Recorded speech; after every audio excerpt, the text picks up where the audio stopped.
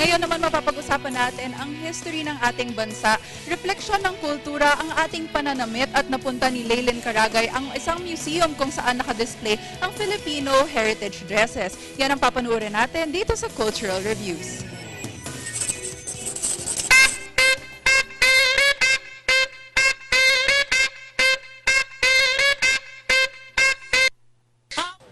Good morning mga boss! Tamang-tama ang Gayak Filipina exhibit na dito nagaganap ngayon sa SM North EDSA featuring the gown collection of the Filipino Heritage Festival Incorporated President na si Mrs. Maita Rufino. Kaya tara at alamin natin.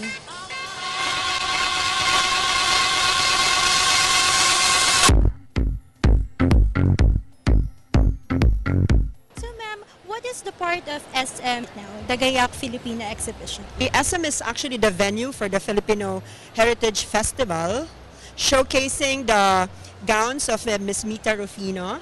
The reason why we're doing this is being in the retail business, we want also our shoppers to be educated in the Filipino culture and fashion.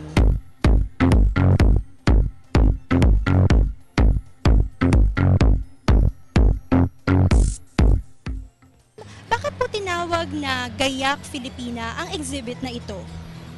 I guess it's because these are the Filipino wares that we are supposed to know about, and if it's possible, if we can use it, Gayak, alika, itong ating mga kasuotang Filipino.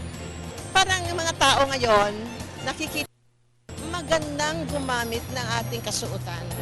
Pwede natin pagmalaki ito. In fact, pag nasa abroad kami, pag may mga conferences, ang dami nagpapakuha ng retrato ng mga ibang countries kasi nagagandahan sila. Lalo na yung ating butterfly sleeves. Tutuwa sila kung paano nagiging ganon. All these clothes were done by Patis Tesoro. I love the way Patis creates our Filipino wares, our Filipino dresses, because she makes it look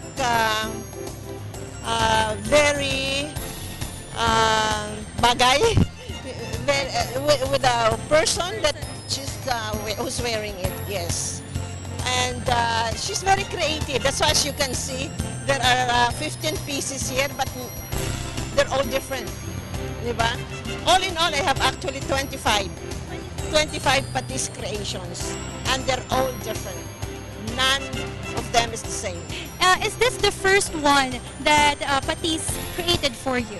This was the first one that she did for me, and that was many years ago, and I still wear it up to now.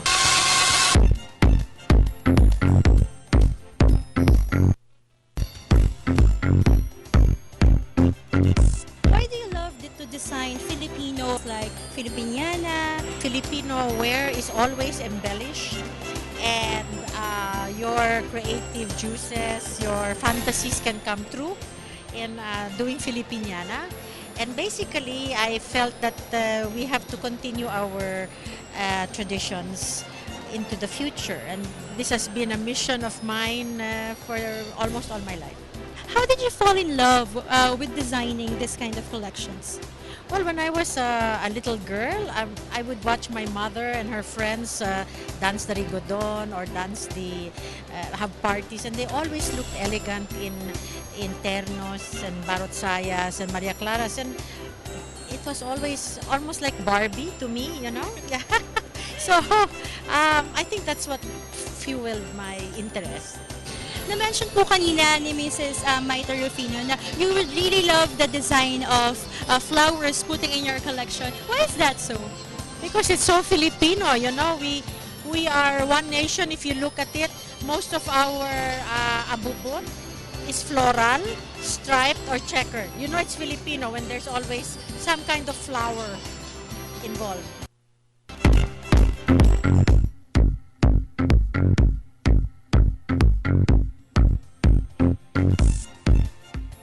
Message natin para sa ating mga viewers or sa mga manonood po natin?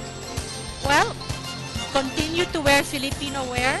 I think it is an expression of ourselves as a people, and we should never forget that. Well, I would like sana to make our public aware of our heritage, our traditions, like our games, our food, our music, our dances, and our clothes. This is something that belongs to us. It doesn't belong to any other country but to the Philippines. And I think we should be proud of what we have, and that's the only way that we will be able to love our country, if we know who we are and if we know our past. Like Ambeth Ocampo has mentioned that Dr. Jose Rizal in 1800 had written that, quote, "I enter the future remembering the past."